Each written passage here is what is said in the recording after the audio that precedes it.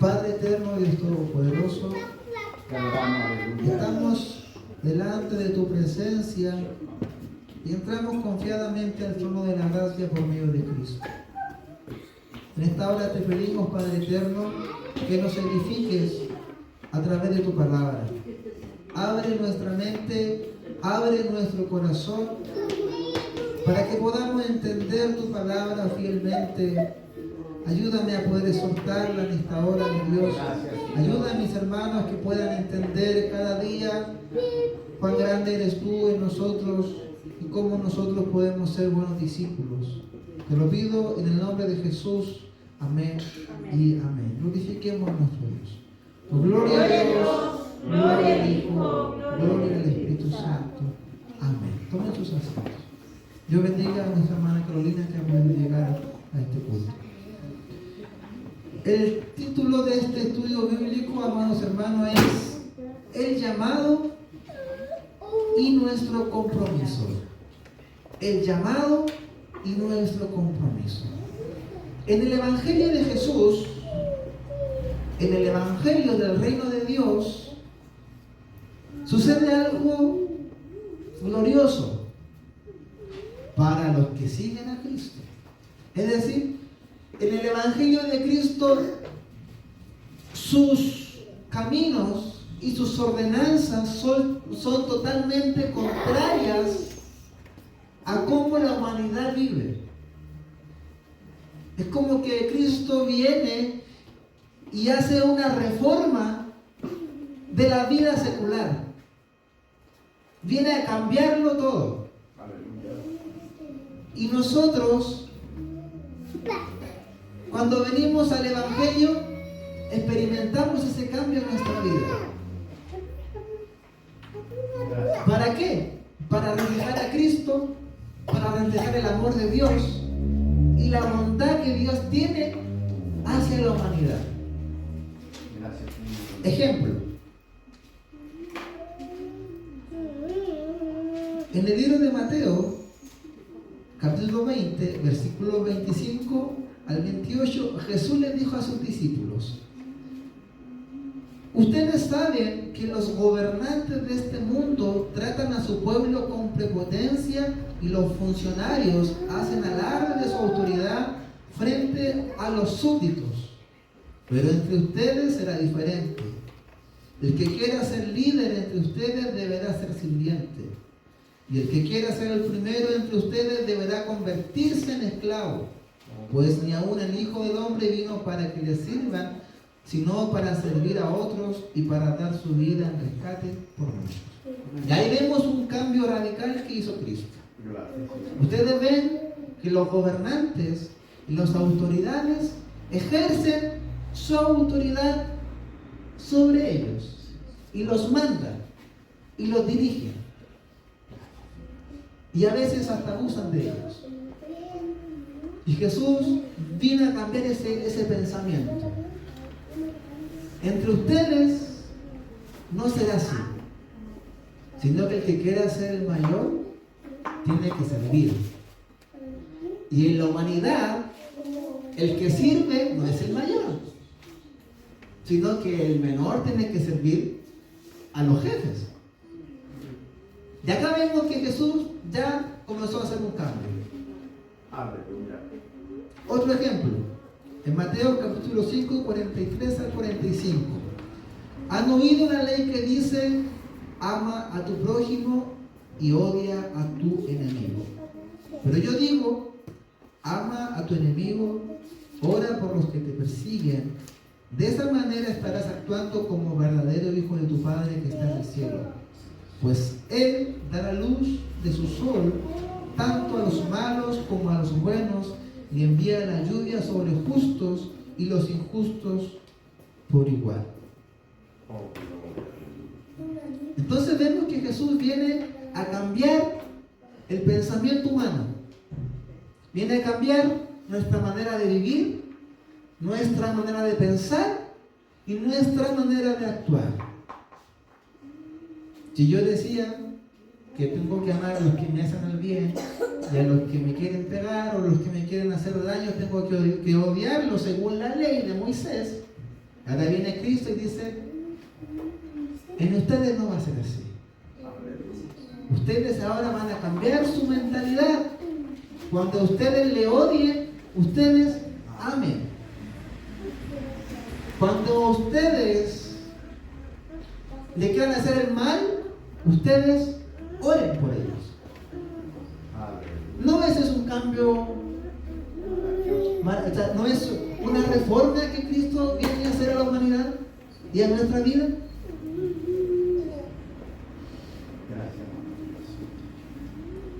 Y en la vida personal, amados hermanos, todos nosotros, desde el momento en que nacimos, elegimos qué quisimos ser, qué nos gustaba hacer. A mí me gustaba todo el día jugar a la pelota y tocar guitarra. A otros quizás les gustaba hacer otras cosas. A las hermanas deben recordar su niñez, qué les gustaba hacer. Después crecimos. Algunos eligieron estudiar alguna carrera universitaria, otros solamente salieron de sus escuelas y trabajaron. Algunos decidieron ser dueños de hogar, algunos eligieron alguna labor específica. Cada uno eligió qué quiso ser.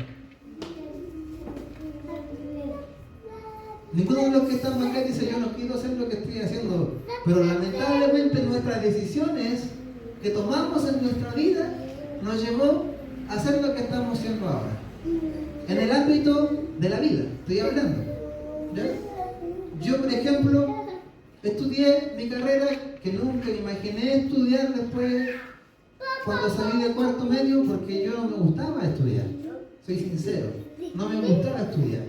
Entonces salí de un cuarto medio de un colegio técnico para no seguir estudiando después.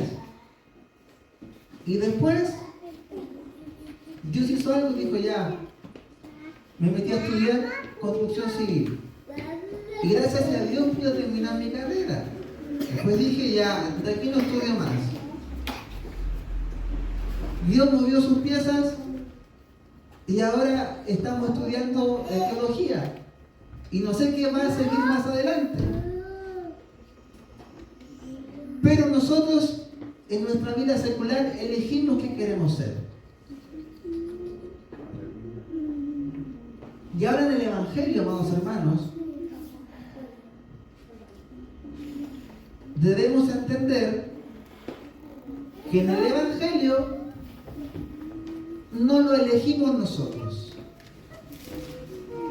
Dios nos eligió a nosotros.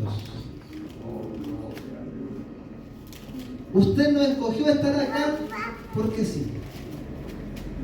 Dios, en su amor y su misericordia, puso la mirada en usted y en mí, y hoy podemos estar en este lugar. En la vida secular, nosotros elegimos lo que queríamos ser. Pero en el reino de Dios y en su evangelio, Dios fue quien nos eligió a nosotros. Y usted dirá, ¿qué dio Dios en mí para llamarme? Si nosotros miramos nuestra vida, antes de que Cristo viniera, no teníamos nada bueno. Nada. Entonces, ¿qué dio Dios en mí para llamarme? En 1 Corintios, capítulo 1, versículo 26 al 29 dice, hermanos, consideren su propio llamamiento. No muchos de ustedes son sabios según criterios meramente humanos. Ni son muchos los poderosos, ni muchos los de noble cuna. Pero Dios escogió lo insensato del mundo para avergonzar a los sabios, y escogió lo débil del mundo para avergonzar a los poderosos. También escogió Dios lo más bajo y despreciado, y lo que no es nada, para anular lo que es, a fin de que en su presencia nadie pueda jactarse. Ninguno de nosotros, en las condiciones que estamos ahora, nos podemos jactar del llamamiento que Dios nos ha dado. Aunque estemos en la posición que estemos, Porque Dios nos llamó a nosotros estando en una condición vil, en una condición de pecado.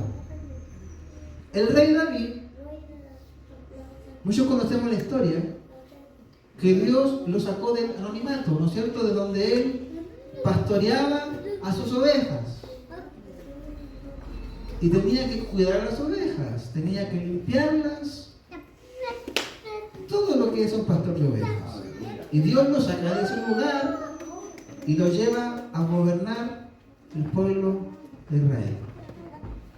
Y cuando él se quería jactar, cuando él se quería vanagloriar de la posición en la cual estaba como rey, dice la palabra de Dios que Dios hacía que él comenzara a oler el olor a guano de las ovejas, para que él reconociera de dónde Dios lo sacó. Porque nos puede pasar y nos va a pasar de que Dios nos llama, Dios nos empieza a dar de su gracia, nos comienza a dar sabiduría, nos empieza a usar a través de su misericordia y nos empezamos a jactar. Y dice la palabra, a fin de que en su presencia nadie pueda jactarse, porque, amados hermanos, somos solamente instrumentos en la mano de Dios. Gracias, Señor. Somos solamente vasos que el Señor, por su misericordia, nos usa.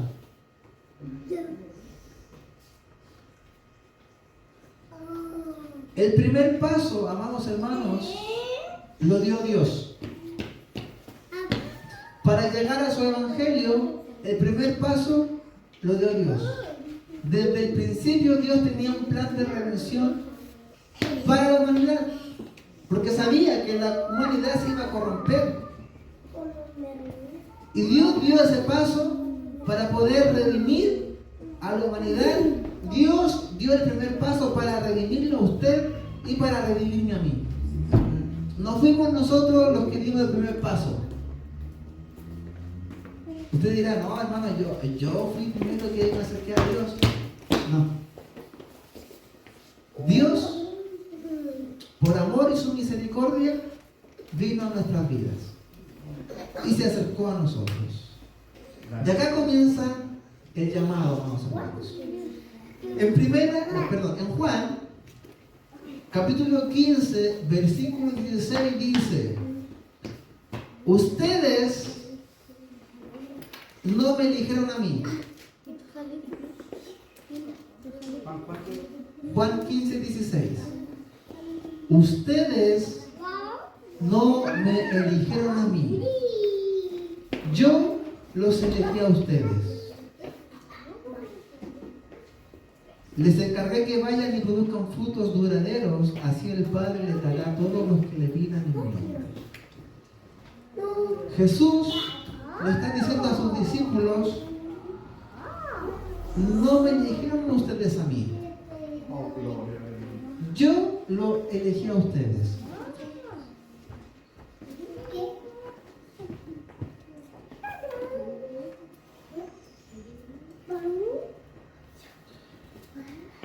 Pedro, amados hermanos, le habla a la iglesia y le dice a los que han creído en Cristo y los que no han creído en Cristo. Y les dice, Primera de Pedro, capítulo 2, versículos 7 al 9. Así es, ustedes los que confían en Cristo, los que confían en Él, reconocen la honra que Dios le ha dado, pero para aquellos que lo rechazan, la piedra que los constructores rechazaron ahora se ha convertido en la piedra principal. Además, Él es la piedra que hace tropezar a muchos, la roca que los hace caer. Tropiezan porque no obedecen la palabra de Dios y por eso se enfrentan con el destino que les fue preparado. Pero ustedes no son así porque son un pueblo elegido. Son sacerdotes del Rey, una nación santa, posesión exclusiva de Dios. Por eso pueden mostrar a otros la bondad de Dios, pues Él los ha llamado a salir de la oscuridad y entrar en su luz maravillosa. Nosotros somos un pueblo elegido. Hemos recibido un llamado santo de Dios. Y ese llamamiento santo, el cual nosotros no decidimos llegar por voluntad propia, sino que Dios fue el que dio el primer paso y nos eligió. Dios quiere que nosotros, al experimentar su bondad y su amor, que siendo pecadores, Cristo murió por nosotros, y experimentamos su gran bondad en nuestras vidas, dice, puedan mostrar a otros la bondad de Dios. Pues Él los ha llamado a salir de la oscuridad y entrar en su luz maravillosa. Por último, en 1 de Juan 4, versículo 19, dice, nosotros le amamos a Él porque Él nos amó primero. Nosotros le amamos a Él porque Él nos amó primero. ¿Cuánto no amamos a Dios? Al experimentar su bondad, en que estando alejado de Dios, estando alejado de la ciudadanía de Dios, no siendo pueblo de Dios, Dios viene y nos mira no teniendo nada bueno y nos dice, te voy a escoger. ¿No hizo eso con Saulo? ¿Qué hacía Saulo antes de ser cristiano? Perseguía a los cristianos. Y Dios llama a sus discípulos y le dice, ve, porque escogido es instrumento será en mis manos. Y Bernabé, si no me equivoco, le dice, pero Señor, Él nos ha perseguido. Él ha matado a cristianos. Y Dios le dice, ve, porque escogido me es. Y así Dios, con todos nosotros, Él nos ha escogido. Por amor y misericordia. Había una historia, amados hermanos, la quiero relatar, de un esclavo. Hoy no se ven esclavos.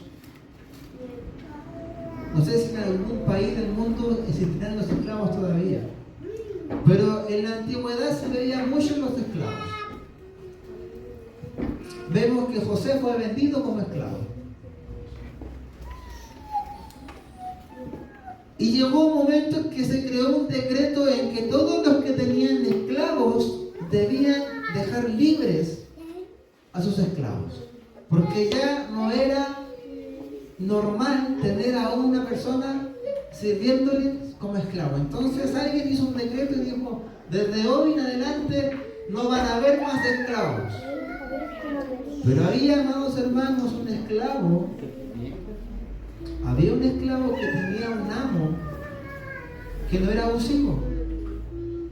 Su amo era amable, era bondadoso y era paciente. Y tenía un buen trato con el esclavo.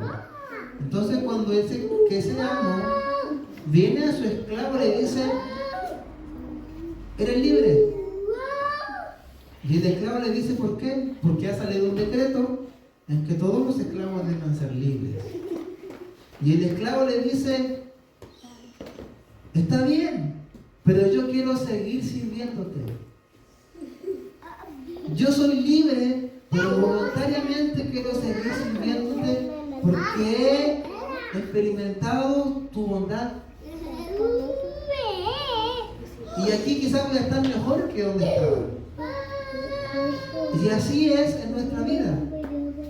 Al recibir tal bondad de Dios en nuestras vidas, nosotros voluntariamente recibimos el llamado de Dios y decidimos servirle.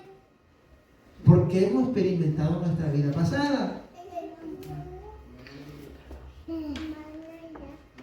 Y no creo que uno que ha sido libertado del pecado quiera nuevamente ser esclavo del pecado. Dios nos ha llamado a libertad y nos ha hecho siervos de Él.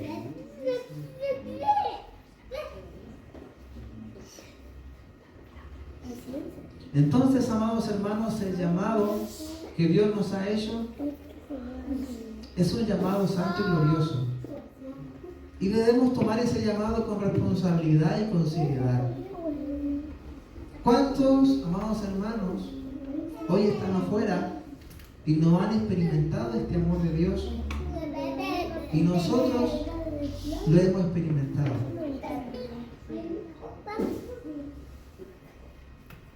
Nuestro compromiso con Dios de servirle debe ser voluntario, debe ser por amor y gratitud.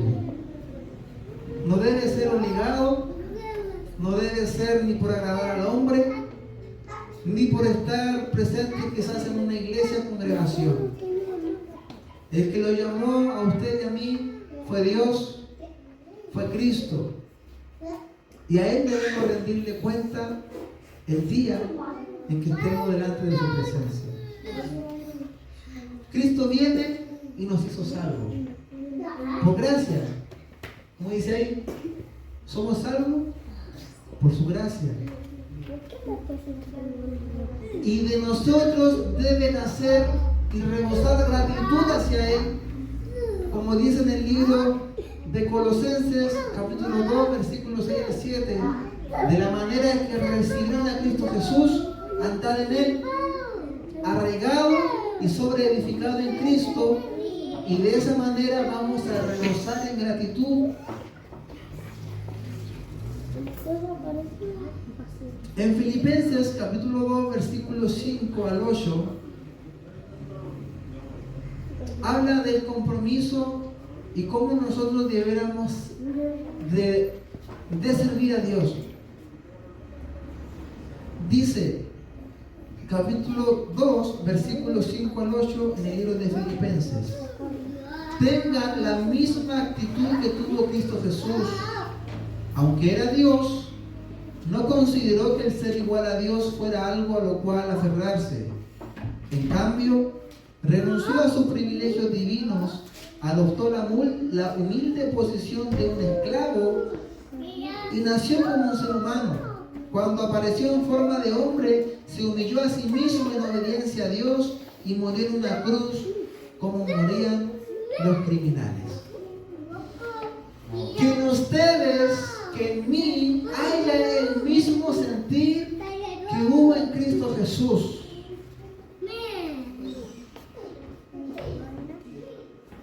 Analicemos este pasaje, amado hermano. Vamos a ver solamente dos puntos de este pasaje. Cristo renunció a lo que era para unir al mundo. Estando en su gloria, en su condición de Dios, dice que Él se despojó de esa condición y se despojó de su gloria. No tomó eso como algo de decir, no, yo no puedo dejar esto. No, Cristo dijo, yo dejo esto y me voy a la humanidad y me hago hombre. Oh, aleluya. Porque en su condición de Dios era imposible venir a la tierra. Porque dice, ay de aquel que ve a Dios porque muere irreversiblemente. Imagínense que Cristo viniera en su divinidad y gloria. Entonces tuvo que humanizarse, y para humanizarse tuvo que despojarse de su gloria. Nosotros, amados hermanos, tenemos que renunciar a nuestra vida para poder servirle.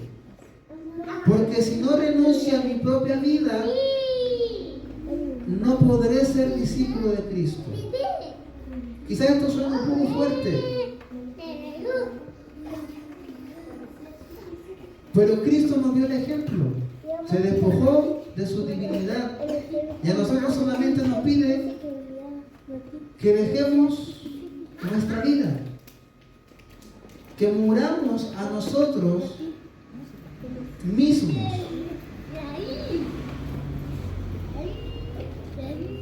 Como dice en Mateo capítulo 16, versículo 24.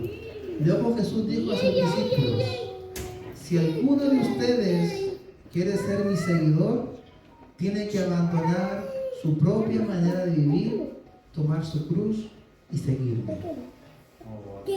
Me gustó mucho lo que dijo un pastor allá en las conferencias.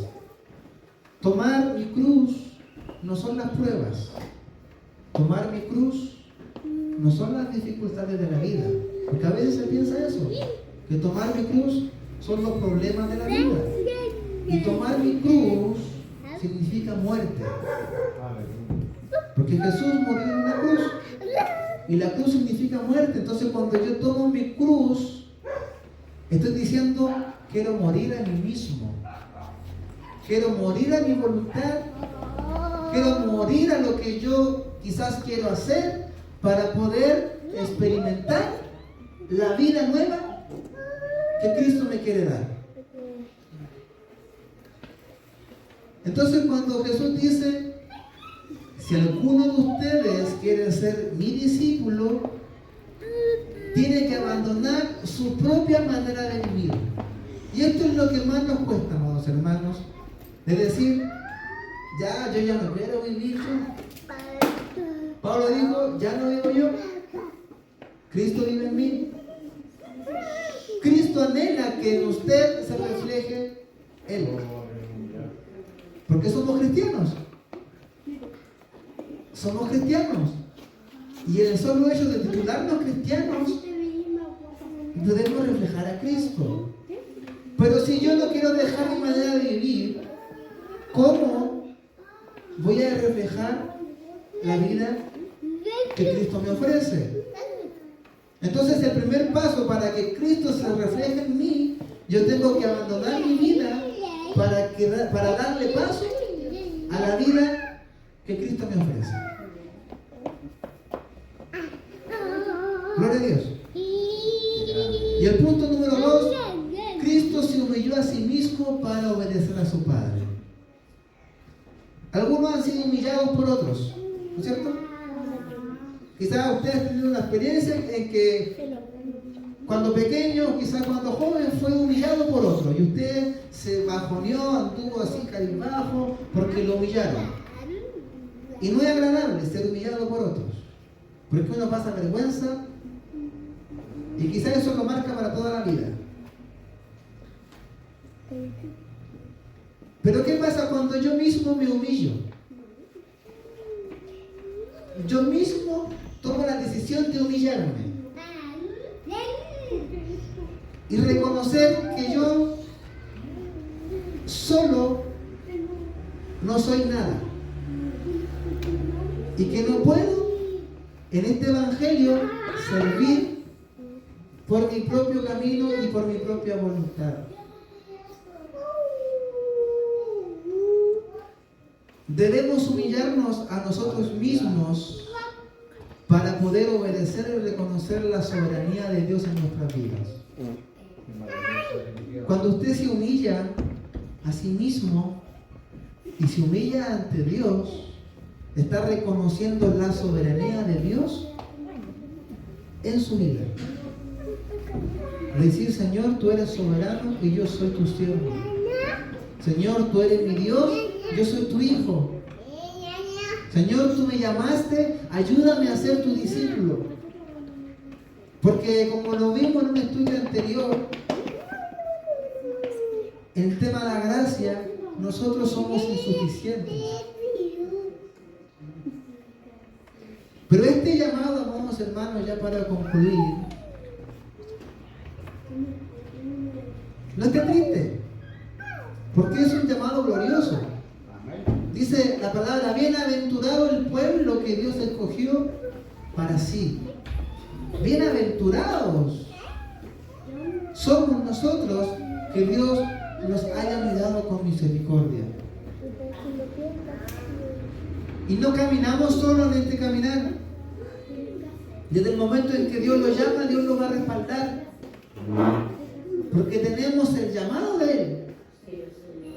Si tenemos el Espíritu Santo de Dios en nosotros, esa es la mayor el mayor reflejo de que usted ha sido escogido por Dios. Jesús le dijo a sus discípulos: yo estoy con vosotros todos los días. Cuando Jesús se apartó de ellos, porque tenía que volver a su trono de gloria en los cielos, le dijo: id y haced discípulos a todas las naciones, bautizándolos en nombre del Padre, del Hijo y del Espíritu Santo, enseñándoles que guarden todas las cosas. Y aquí, yo estoy con vosotros todos los días. No estamos solos. Cuando se sienta solo, acuérdese de esa promesa: estoy con vosotros. Más aún dice que el que comenzó en vosotros la buena obra, la perfeccionará hasta el día de Jesucristo. Y esto es glorioso, saber que el que me llamó en la condición de pecado, no teniendo nada bueno, Dios me llamó y dice: este cabro está quebrado, lo voy a reparar, como habla Isaías. ¿No podrá hacer Dios con su pueblo lo que hizo este alfarero con esa vasija que estaba quebrada? Vino, la empezó a moldear nuevamente y la reparó, y Dios le dice a Isaías: ¿no podré hacer yo esto con mi pueblo?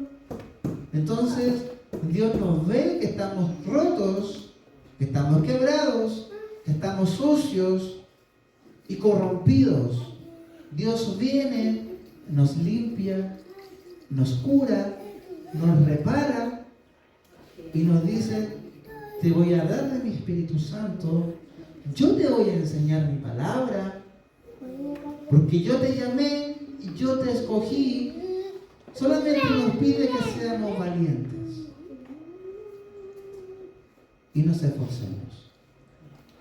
Dependamos cada día, amados hermanos, de la gracia de Dios, porque su gracia es la que nos sostiene. Solo su gracia nos mantiene en pie, nos mantiene en pie. Y si sigue dependiendo de la gracia de Dios, usted va a ser un fiel reflejo de Cristo. Va a ser un fiel reflejo del amor de Dios. Cuando usted le estén regañando, lo estén criticando, ¿usted qué va a hacer? Reflejar amor. Porque Cristo vive en usted. Y ya no vive usted porque voluntariamente ha decidido tomar su cruz para seguir a Cristo. Cuando Jesús le dijo esa palabra, amado hermano, a sus discípulos y a los que estaban ahí, muchos lo dejaron. Muchos estaban yendo. Porque Jesús le dijo: el que quiere ser mi discípulo tiene que amarme más que su familia. Y le empezó a decir muchas cosas. Y muchos empezaron a ir. Entonces, cuando se quedan sus puros discípulos, Jesús les dice: ¿ustedes también se quieren ir? Les dice: váyanse. Cuando le dicen váyanse, porque Jesús está diciendo: esto no es por fuerza, esto no es por obligación, sino que esto es voluntario. Yo te di mi amor y te amé y te di para que experimentes mi bondad. Y ahí salta Pedro: Señor, ¿a dónde iremos? ¿A dónde iremos, Señor? Hágate esa pregunta. Si hoy decidiera alejarse de Cristo, si hoy decidiera dejar los caminos de Dios, ¿a dónde iremos? ¿A dónde iremos? Entonces Pedro dijo: ¿a dónde iremos, Señor? Si tú tienes palabra de vida eterna. Qué glorioso es el Evangelio. Qué maravilloso es este Evangelio. Pongámonos en pie para darle gracias al Señor por el llamado que Él nos ha hecho por darnos de su bondad inmerecida, de su Espíritu Santo, por poder cada día conocer más a Cristo.